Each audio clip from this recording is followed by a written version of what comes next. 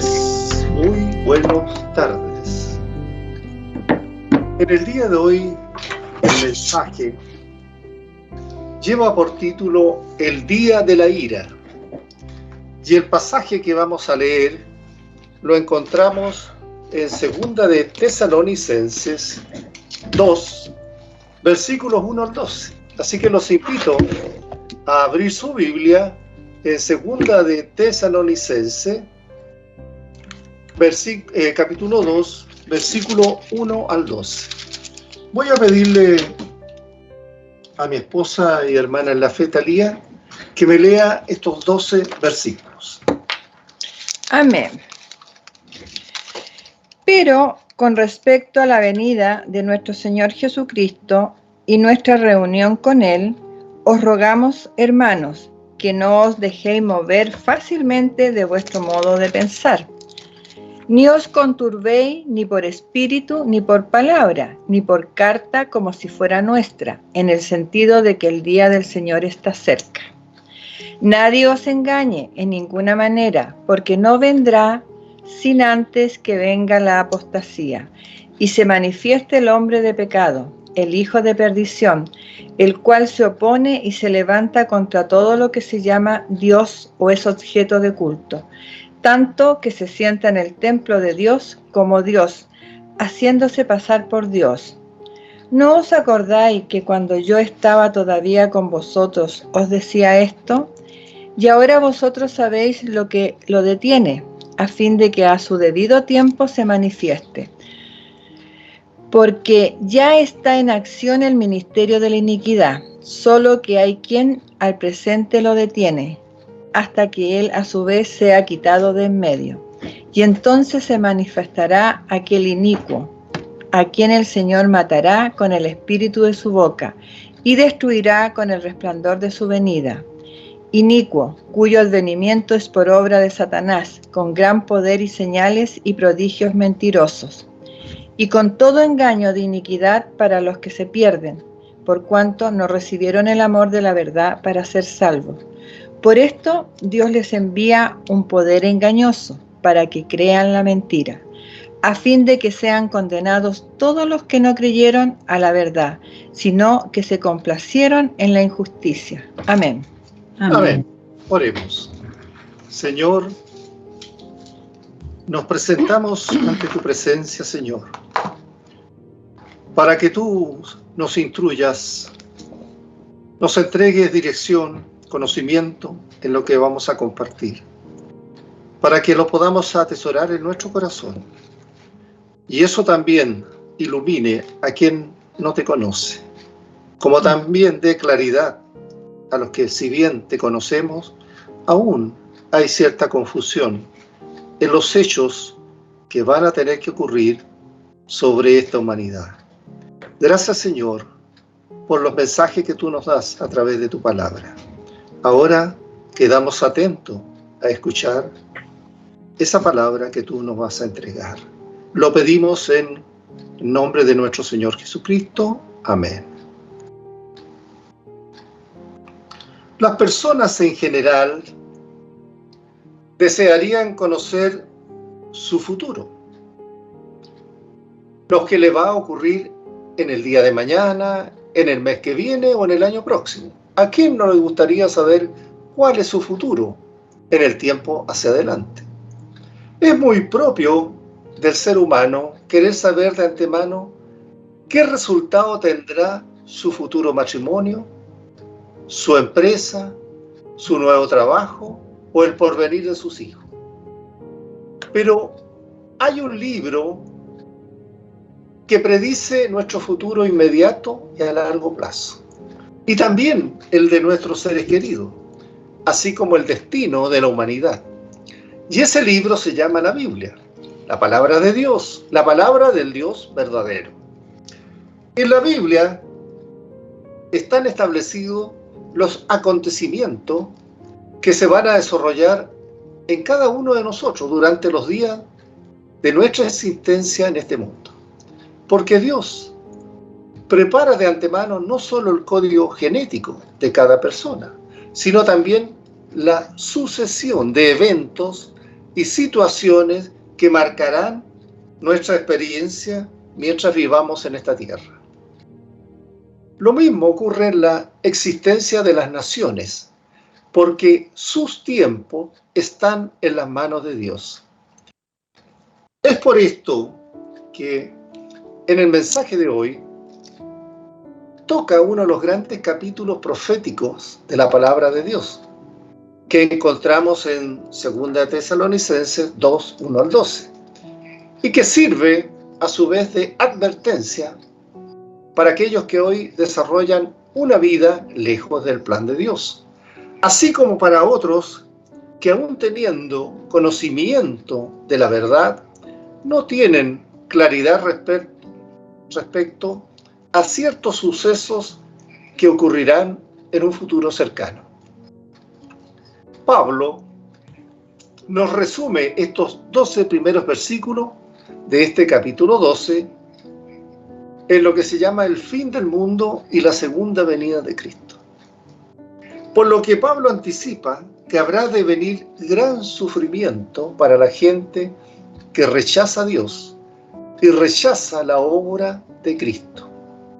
Por eso el apóstol Pedro, en 2 de Pedro 3, 7, dice lo siguiente: pero los cielos y la tierra que existen ahora están reservados por la misma palabra, guardados para el fuego el día del juicio y de la perdición de los hombres impíos.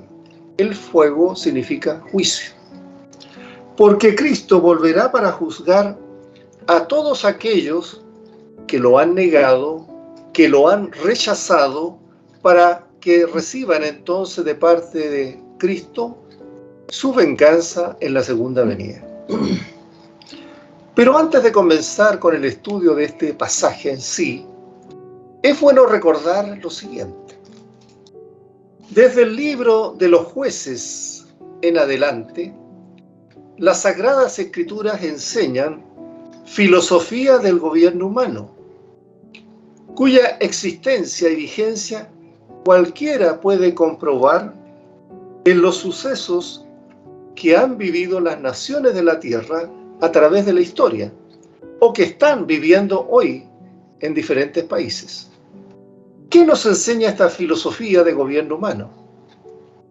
Que el primer paso en la decadencia de un país es lo que llamamos una apostasía, es decir, un alejamiento de los caminos del Dios vivo y verdadero.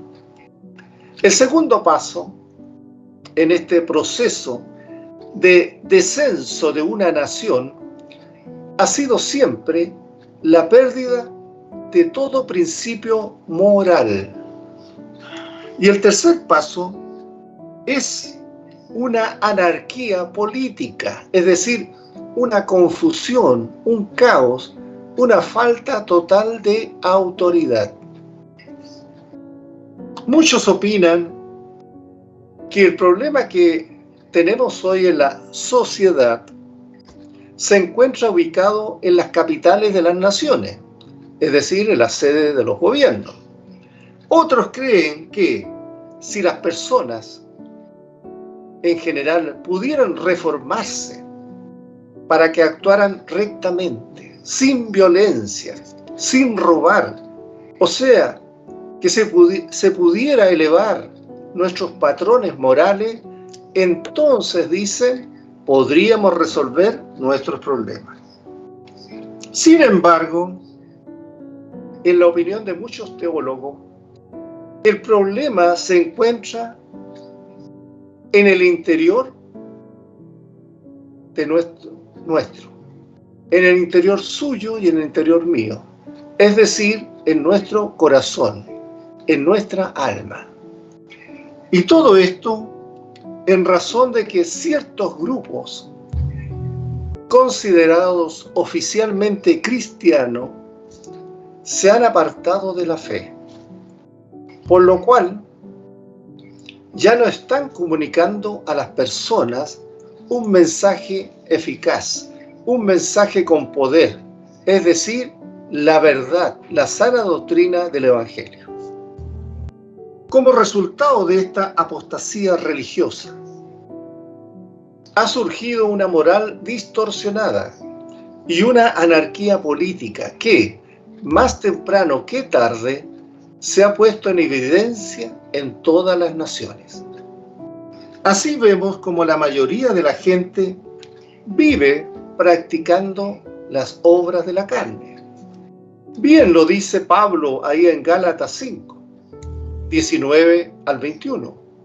Pablo dice lo siguiente en su escritura: y manifiesta son las obras de la carne, que son adulterio, fornicación, inmundicia, lascivia, idolatría, hechicería, enemistades, pleito, celo, iras, contiendas, disensiones, herejía, envidia, homicidios, borracheras, orgías y cosas semejantes a esta, acerca de las cuales os amonesto, como ya lo he dicho antes, que los que practican tales cosas no heredarán el reino de Dios.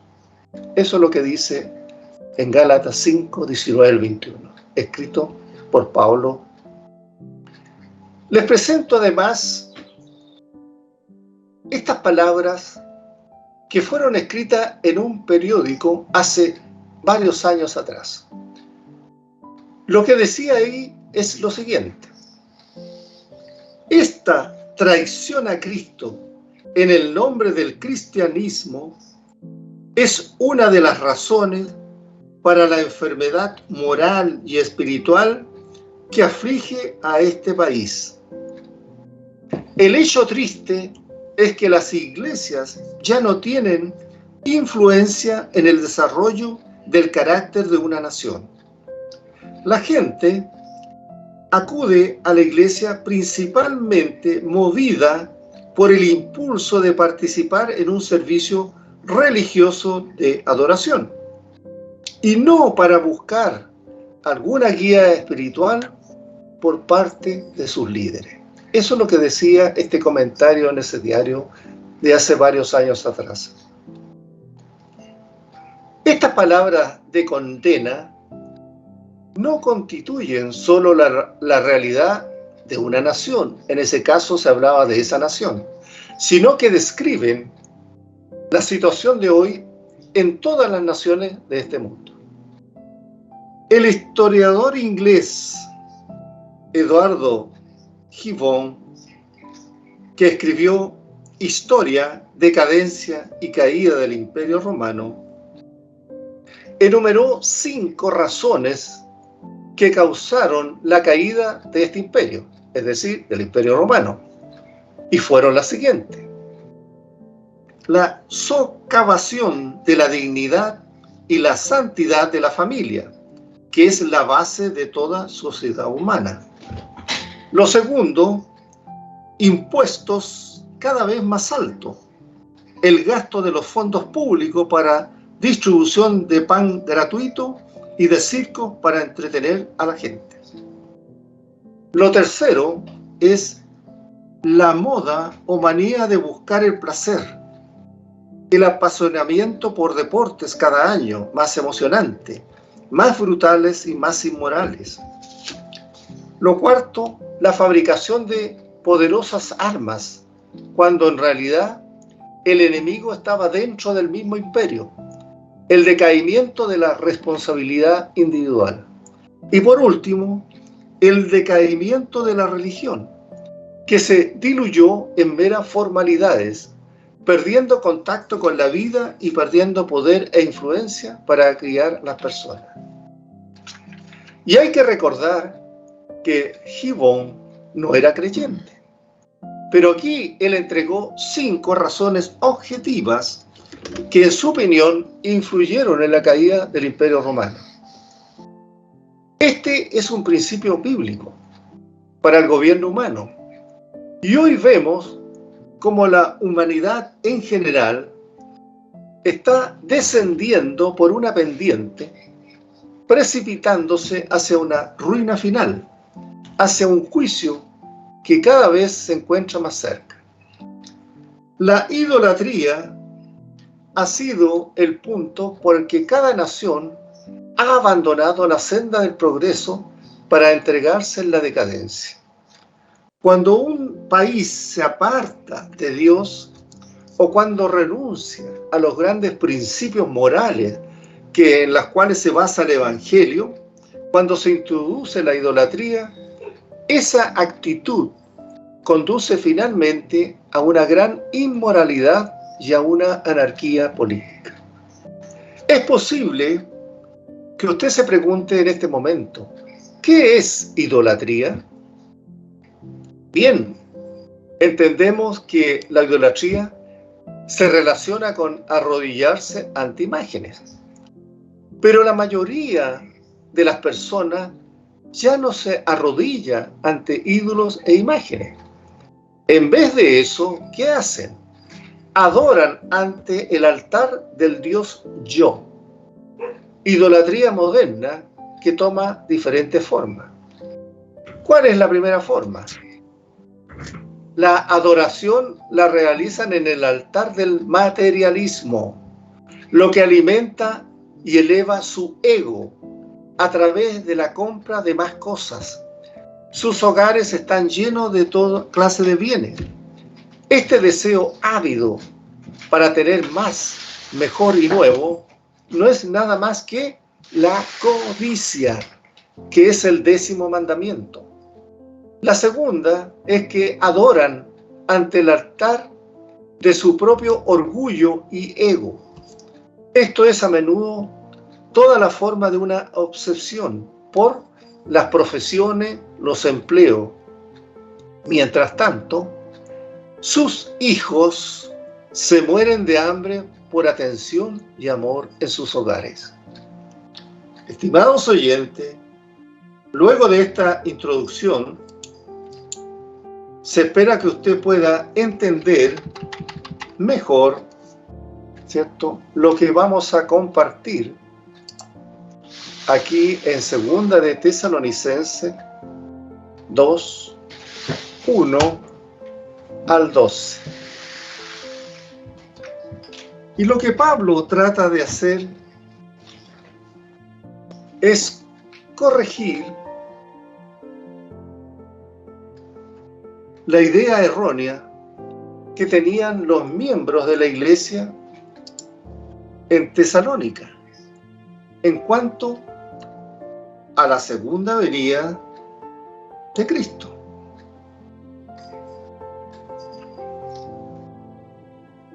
Ya que había ocurrido y por lo tanto tenían el temor ellos de no haber participado en el arrebatamiento de la iglesia.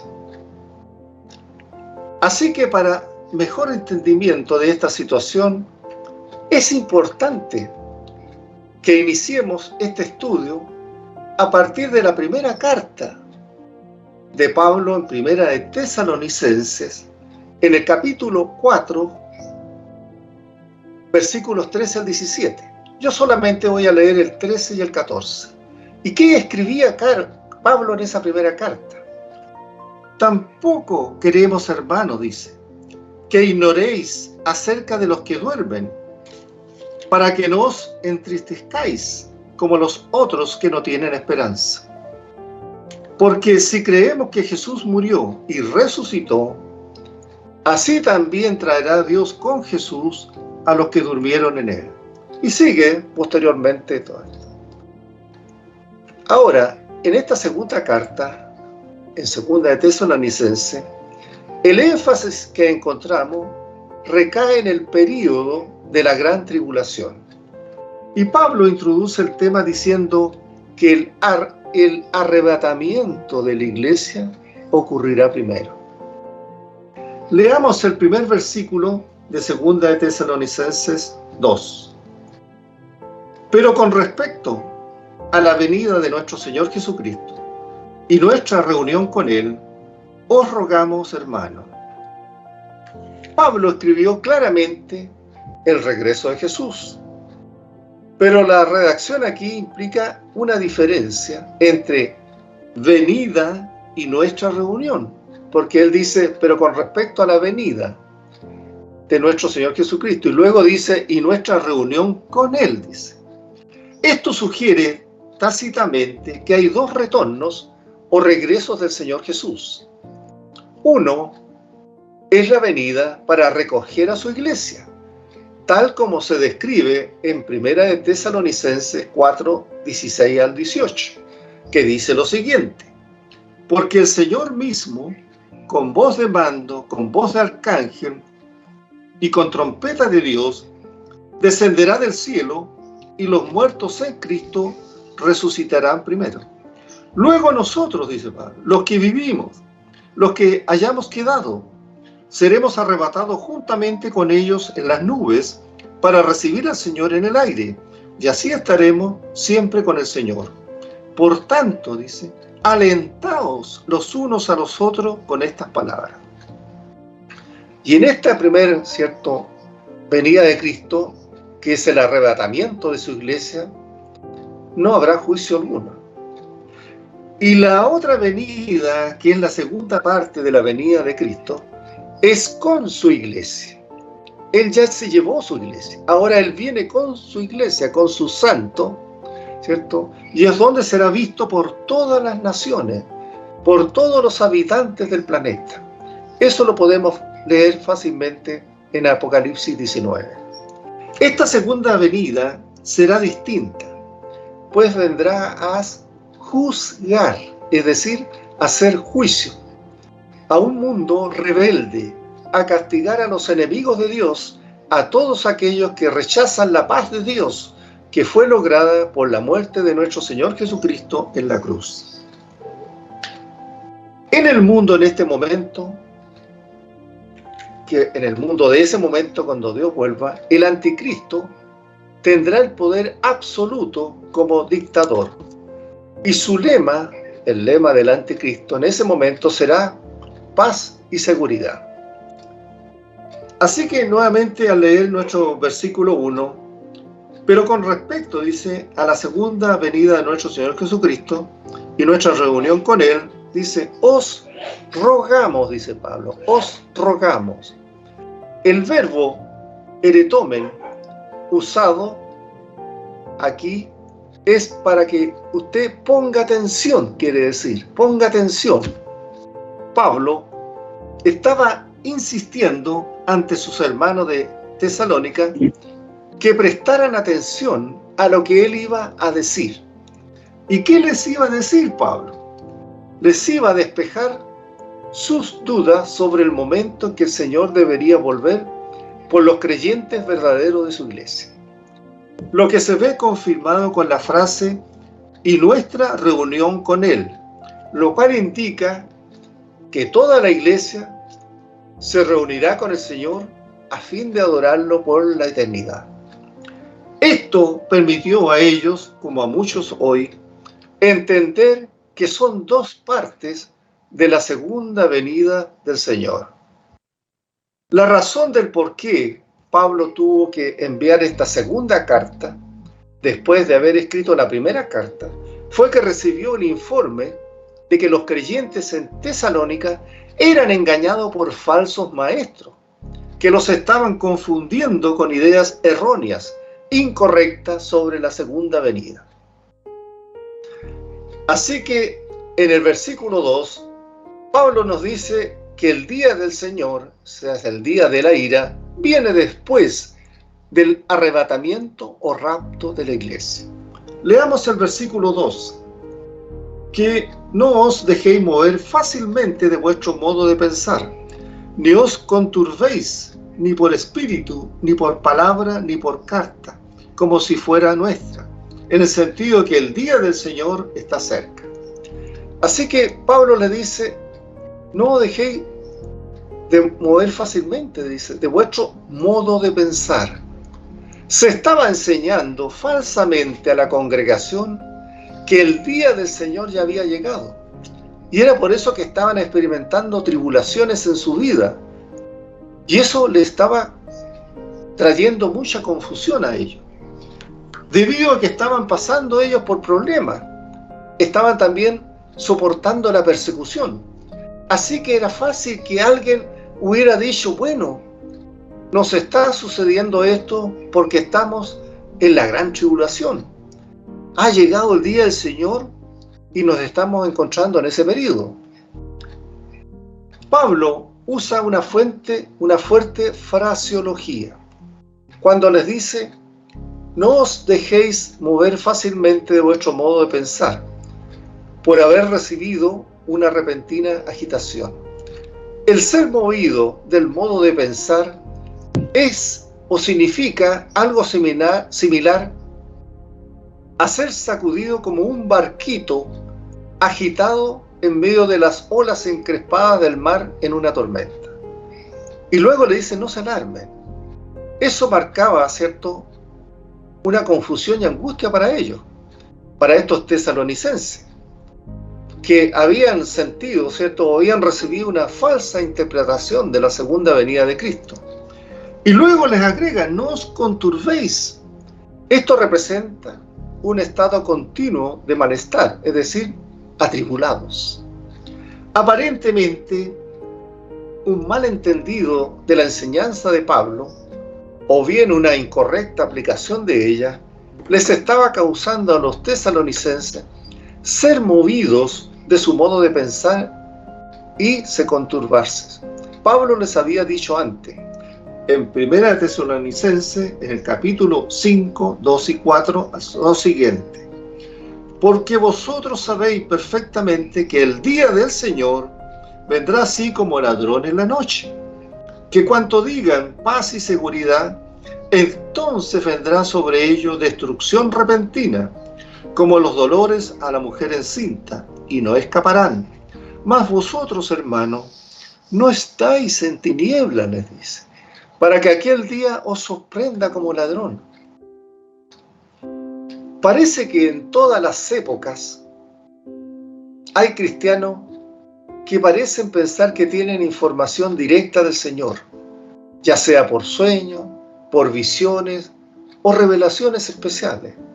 De cualquier forma, aquella murmuración había llegado a los creyentes de Tesalónica con una revelación especial, como que algo Pablo no les había dicho, algo que Pablo se le había olvidado decirle. Pero Pablo les dice: no crean tal enseñanza, ni por espíritu, ni por palabra, ni por carta, aunque pensaran que podría venir de él. Así que los puntos por el cual ellos le había surgido este temor eran estos tres. Por espíritu, que corresponde a una declaración pseudo profética de alguien aseverando haber tenido una revelación divina especial acerca de la segunda venida de Cristo. Cuando les dice por palabra, por algún mensaje que predicase o se predicase en la iglesia en base a una supuesta revelación. Y finalmente le dicen no por carta como si fuera nuestra. Esto es por una falsa interpretación de algo que Pablo les habría dicho en 1 Tesalonicenses, o posiblemente en alguna otra carta que no estaba en el canon, o que la misma supuestamente provenía de Pablo o Timoteo o Silas. A través de la historia, siempre ha sucedido que personas han personificado lo malo y han sido hostiles a todo lo que Cristo representa. Bien lo podemos leer, por ejemplo, en 1 de Juan 2:18. Hijitos, dice, ya es el último tiempo, y según vosotros oíste que el anticristo viene. Así ahora han surgido muchos anticristos. Por esto conocemos que es el último tiempo. Y en 1 de Juan 4:3 dice, y todo espíritu que no confiesa que Jesucristo ha venido en carne, no es de Dios. Y este es el espíritu del anticristo, el cual vosotros habéis oído que viene y que ahora está en el mundo. Estos anticristos han existido siempre en cada generación y van a continuar en su obra de maldad. Así que nuevamente leyendo el segundo versículo, que no os dejéis mover fácilmente de vuestro modo de pensar, ni conturbéis, por espíritu, ni por palabra, ni por carta, como si fuera nuestra, en el sentido de que el día del Señor, dice Pablo, está cerca. El día del Señor es un concepto con un rico trasfondo del Antiguo Testamento. Y había ya sido nombrado en la primera carta de Pablo, en primera de Tesalonicenses 5:2. Ahí Pablo les habría escrito: porque vosotros sabéis perfectamente que el día del Señor vendrá así como ladrón en la noche. Y esto no es solo un día, es un periodo asociado con el derramamiento del juicio de Dios y la liberación del pueblo de Dios. Un aspecto importante del día del Señor es la gran tribulación que se describe en el Evangelio de Mateo en el capítulo 24. Pablo les había dicho antes con claridad que ellos, los de Tesalónica, no iban a pasar por el juicio de Dios en esta tierra durante el día del Señor. Eso se los había aclarado en la primera carta. El día del Señor fue un tema frecuente, decíamos, mencionado en el Antiguo Testamento, mientras que el arrebatamiento de la iglesia no lo fue en el Antiguo Testamento. Recordemos un pasaje de Isaías 13, 9 al 11. Dice aquí este profeta mayor: he aquí el día de Jehová viene, terrible y de indignación y ardor de ira, para convertir la tierra en soledad y raer de ella a sus pecadores. Por lo cual las estrellas de los cielos y sus luceros no darán su luz, y el sol se oscurecerá al nacer, y la luna no dará su resplandor. Y castigaré al mundo por su maldad, y a los impíos por su iniquidad, y haré que cese la arrogancia de los soberbios, y abatiré la altivez de los fuertes. El profeta Joel también narró esto del día del Señor, diciendo que habría oscuridad y no luz. Pedro citó esta profecía también en el día de Pentecostés. Y otro pasaje de la Biblia nos muestra que el día del Señor no tiene relación alguna con la iglesia. Usted lo puede ver en Apocalipsis 6:17, que dice: porque el gran día de su ira ha llegado, ¿y quién podrá sostenerse en pie? Esta experiencia no es para la iglesia, lo que está escrito acá en Apocalipsis. Versículo 3. Nadie os engañe en ninguna manera, dice, porque no vendrá sin que antes venga la apostasía y se manifieste el hombre de pecado, el hijo de perdición. Esto entonces comienza con un aviso, a fin de no ser engañado. Pablo les dice: porque no vendrá.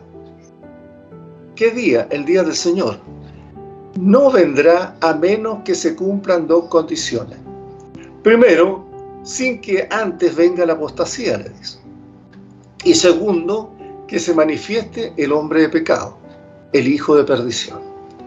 Ambas causas deben tener lugar antes del día del Señor, a fin de que esto pueda comenzar, ya que primero viene la apostasía. Muchos han interpretado la apostasía en su significado de apartarse o abandono de la fe. Pero se cree que implica más que eso, porque al estudiar con atención la palabra de Dios, así lo ratifica. La palabra griega apostasía realmente significa partida o traslado de. Pablo dijo antes que el día del Señor comience, primero debe haber un traslado. Hay dos situaciones de traslado que van a tener lugar. Primero, la iglesia organizada u oficial, la iglesia universal, se va a apartar de la fe y la va a abandonar. Y esto es lo que vamos a llamar apostasía. Y lo segundo, habrá una apostasía total cuando el Señor venga. Y esto no podrá ocurrir hasta que la verdadera iglesia haya sido removida, o sea, trasladada al cielo. En Lucas 18:8, el Evangelio dice lo siguiente: os digo que pronto les hará justicia, pero cuando venga el Hijo del Hombre, ¿hallará fe en la tierra? Cuando el Señor Jesús nombró la fe quiso decir la iglesia de verdad que él dejó aquí? La respuesta será negativa. Cuando él venga, no hallará aquí a la fe. Habrá una apostasía total debido a dos factores: que la organización de la iglesia oficial se habrá apartado de la fe y habrá apostatado. ¿Por qué? Porque tuvo ya la experiencia de que la verdadera iglesia partió ya con el Señor. Y esto va a conducir a que la iglesia organizada u oficial va a caer en la apostasía total. Y esto lo vemos representado en la gran ramera en Apocalipsis 17. Desde el punto de vista de la tierra, el traslado de creyentes es una partida, desde el punto de vista nuestro. Desde el punto de vista de Cristo, es un arrebatamiento. Así que el día del Señor y la gran tribulación no podrán comenzar hasta que no haya tenido lugar primero la partida de la iglesia y la glorificación de sus santos, de los que hayan partido con el Señor. Y lo segundo que deberá ocurrir, como lo dijo Pablo en la parte final de este versículo, será cuando se manifieste el hombre de pecado, el hijo de perdición. Cuando este hombre sea revelado como tal, en el periodo de la gran tribulación, es porque habrá comenzado. Aquí se le llama también el hombre de pecado. El apóstol Juan lo llamó el anticristo. Pablo prefiere llamarlo el hombre de pecado, tal como aparece en Daniel 7 y 8 en sus capítulos. Este hombre será el que reorganizará el imperio romano y finalmente se convertirá en un dictador mundial. Él va a engañar al mundo. Él podría ser un personaje contemporáneo nuestro, pero no puede manifestarse o no podrá, ¿cierto?, aparecer asumiendo el poder o revelar quién es hasta que después de que comience el período de la gran tribulación. Versículo 4. El cual se opone y se levanta contra todo lo que se llama Dios o es objeto de culto, tanto que se sienta en el templo de Dios como Dios, haciéndose pasar por Dios. Una de las demandas será que Él es Dios. En Apocalipsis 13 lo encontramos, que la bestia que sale del mar es el anticristo. Y Él va a reunir a las naciones de Europa occidental, y cuando así lo haga, se presentará como si fuera Dios. El mundo pensará que es Cristo. Y esto será una gran mentira para los que estén ahí. Versículo 5. ¿No os acordáis que cuando yo estaba todavía con vosotros os decía esto? Pablo no había dudado en hablar de estos contenidos. Algunos dicen hoy que un predicador no debería tratar estos temas, así como hablar del cielo, del infierno, de la venida de la vida después de la muerte y de otros temas. Bueno, Pablo lo hizo y les recordó a sus lectores cómo les había hablado de ello. Versículo 6. Y ahora vosotros sabéis lo que lo detiene, a fin de que a su debido tiempo se manifieste. ¿Qué puede retener el mal del mundo para que no aumente la maldad que hoy tenemos? El único que conocemos que puede hacerlo es el Espíritu Santo. Los gobiernos no pueden hacerlo. El Imperio Romano tampoco podrá hacerlo. ¿Por qué? Porque ellos son una fuerza malvada en sí mismos. Versículo 7. Ya está en acción el ministerio de la iniquidad, solo que hay a quien al presente lo detiene, hasta que él, a su vez, sea quitado de en medio. El llamado misterio de la iniquidad ya había comenzado a actuar en el tiempo de Pablo y continúa operando el día de hoy. El Señor Jesús pronunció una parábola en Mateo 13 que reveló la condición del mundo en la actualidad. La palabra de Dios está siendo sembrada en el campo del mundo hoy, tal como lo estamos haciendo nosotros acá en este momento. Pero el enemigo ha llegado y ha sembrado también la cizaña. La cizaña y el trigo entonces están creciendo juntos, es decir, la palabra de Dios y la maldad están creciendo hoy juntos en este mundo. La maldad es el espíritu de rebelión. Continuará siempre deteriorando la situación universal que tenemos. Pero el Espíritu Santo no permitirá que Satanás actúe de esta manera durante esta época. Entonces nos podemos preguntar, ¿cuándo será removido el Espíritu Santo? Él será removido con la iglesia. Otra pregunta, ¿no estará el Espíritu Santo en el mundo durante la gran tribulación? Sí. ¿Acaso no estaba el Espíritu Santo antes de Pentecostés? Claro que estaba. Estaba presente en los días del Antiguo Testamento, pero con una misión diferente. Él está con una misión diferente después que la iglesia se haya ido o haya sido removida. Hoy el Espíritu Santo está sellando a los que creen en Cristo como Salvador hasta el día de la redención, cuando Él nos presente y nos entregue al Señor Jesús. Si Él no lo hiciera, no podríamos llegar a ese día. Seguramente no va a ser agradable para nadie vivir en la tierra cuando el diablo tenga el control total en la gran tribulación. Versículo 8. Y entonces se manifestará aquel impío, a quien el Señor matará con el espíritu de su boca y destruirá con el resplandor de su venida.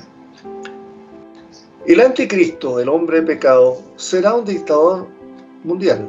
Nadie podrá detenerlo, ningún poder de la tierra. Solo lo va a poder detener la venida de Cristo. Así como el pueblo de Dios en Egipto estaba indefenso y desesperado hasta que Dios lo liberó, así también los creyentes que se conviertan al Señor durante la gran tribulación estarán indefensos bajo el poder del anticristo, hasta que el Señor Jesús venga a la tierra para establecer su reino. ¿A quién dice el Señor matará con el espíritu de su boca? Es decir, que la palabra de Dios, que es como una espada de doble filo que procede de su boca, consumirá al anticristo. Y lo destruirá, dice, con el resplandor de su venida. Resplandor aquí equivale a la palabra griega epipaneia, de la cual proviene la palabra epifanía, y se relaciona con el esplendor de su venida. Versículo 9. Inicuo, cuyo advenimiento es por obra de Satanás, con gran poder, señales y prodigios mentirosos. Este es el anticristo, el hombre de Satanás, el malvado, que se presentará por obra de Satanás, avalado por toda clase de milagros y prodigios falsos, con gran poder. Aquí se usa la palabra griega dunamis, que significa poder físico, cuyo origen es sobrenatural, que se manifestará en toda clase de milagros. Se cree que podrá este hombre, ¿cierto?, controlar el viento, caminar sobre las aguas. Bien podemos recordar que leímos en el libro de Job que Satanás en una ocasión permitió que el viento destruyera a los hijos de Job. Este hombre realizará señales que apelarán al mundo científico de aquel momento, así como a los políticos y al mundo religioso. Y algunos se preguntarán cómo podrá hacer que tantas personas de niveles culturales tan diversos resulten engañados por este hombre. Las personas que no estén arraigadas o firmes en el cimiento sólido de la palabra de Dios, que es Cristo la roca, serán engañadas a causa de toda clase de señales milagrosas. Versículo 10. Y con todo engaño de iniquidad para los que se pierden, por cuanto no recibieron el amor de la verdad para ser salvos. El mensaje del Evangelio, decimos, se está difundiendo y está siendo dado a las naciones, a los confines de la tierra, y está penetrando muy bien en zonas las cuales los individuos no pueden ir, donde a veces las personas no pueden llegar, pero a través de estos medios tecnológicos podemos llegar. Pero igual, mucha gente negarán la verdad. Versículo 11. Por esto Dios les envía un poder engañoso, para que crean en la mentira. Dios permitirá que el mundo crea una mentira. Alguno podría preguntarse, ¿no sería algo injusto? No. Es el mismo caso cuando Dios endureció el corazón del faraón. El faraón no quería dejarles ir, y lo que Dios hizo fue obligarle a adoptar al faraón una posición para que tomara una decisión. Dios lo obligó al faraón a colocarse en una situación que reveló la verdadera intención del faraón. Es como aquellas personas que no quieren comprometerse, no adoptan una actitud frente a Dios, no escucharán nunca el Evangelio, porque cierran su mente ante el Evangelio. Dios, en su compasión, comunica a todos su palabra, pero cada uno toma la decisión. Así que después que ellos han escuchado la palabra de Dios y se han negado a aceptarla, Dios les va a enviar un poder engañoso. ¿Por qué? Porque ellos no estaban dispuestos a recibir la verdad. Entonces, ellos quedan abiertos para creer cualquier mentira. La gente que ha dejado de asistir a las iglesias donde se escucha el mensaje del Evangelio quedan totalmente abiertas, vulnerables para ser captadas por cultos y sectas de nuestro tiempo. Versículo 12. A fin de que sean condenados todos los que no creyeron a la verdad, sino que se complacieron en la injusticia. Si a usted, querido oyente, le gusta leer la palabra de Dios, pero sigue rechazando a Jesucristo, entonces usted queda completamente expuesto, vulnerable ante cualquier otra creencia que se le presente para engañarlo. Por lo tanto, usted nunca podrá entrar a la presencia de Dios. Es decir, no podrá repetir, bueno, yo nunca escuché el Evangelio. Si usted le da la espalda al Señor Jesucristo, entonces quedará en una posición vulnerable ante el engaño y expuesto al juicio de Dios, tal como lo dice en Apocalipsis 20:15. Y el que no se halló inscrito en el libro de la vida fue lanzado al lago de fuego. En resumen, estimados oyentes, a veces el mundo alrededor nuestro parece caótico, impredecible. Esta carta brinda algo estable, una perspectiva eterna con la cual podemos evaluar los estándares cambiantes de la sociedad. Las palabras de Pablo nos recuerdan que mientras el mundo avanza hacia un punto final, nuestra esperanza en la eternidad nos fortalece para vivir cada día en un ambiente anticristiano. Los capítulos de 2 de Tesalonicenses revela que deben ocurrir ciertas cosas antes del retorno de Jesús e instan a confiar firmemente en que Dios cumplirá su plan de redención. La iglesia es exhortada a tener paciencia y firmeza y a perseverar fielmente en su servicio diligente hasta que Jesús regrese. Pero ante estos anuncios de juicio, nos llega otra voz, la del apóstol Pablo, quien dice, ¿cierto?, en 2 de Corintios 6:12, y él a su vez haciéndose eco del profeta Isaías, nos recuerda que en los tiempos que vivimos opera el amor y la gracia de Dios, quien toma la iniciativa en la salvación de las personas. Así que, estimado oyente, si usted ha vivido lejos de Dios, no escuchando su invitación a obtener la salvación de su alma, considere esta invitación de la palabra de Dios como una petición estrictamente personal.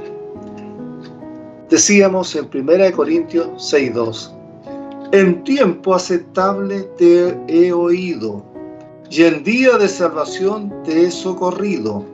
He aquí ahora el tiempo aceptable, he aquí ahora el día de salvación. Amén. Si usted, querido oyente, ha sentido en su corazón el deseo de aceptar esta invitación, de venir a las plantas del Señor Jesucristo, antes de que sea tarde para su vida, Entonces le invito a repetir conmigo la siguiente oración. Oremos. Señor Jesús, reconozco que soy pecador, que no merezco ser salvo. He confiado hasta ahora solo en mí y en mis obras, pero hoy pongo mi fe solamente en ti para tener la vida eterna. Creo que tú eres el Hijo de Dios, que murió por mis pecados y resucitó de entre los muertos. Te recibo como mi Señor y Salvador personal de mi alma. Por fe acepto tu regalo de vida eterna. Confío solo en ti y te doy gracias por la vida eterna. En Cristo Jesús. Amén.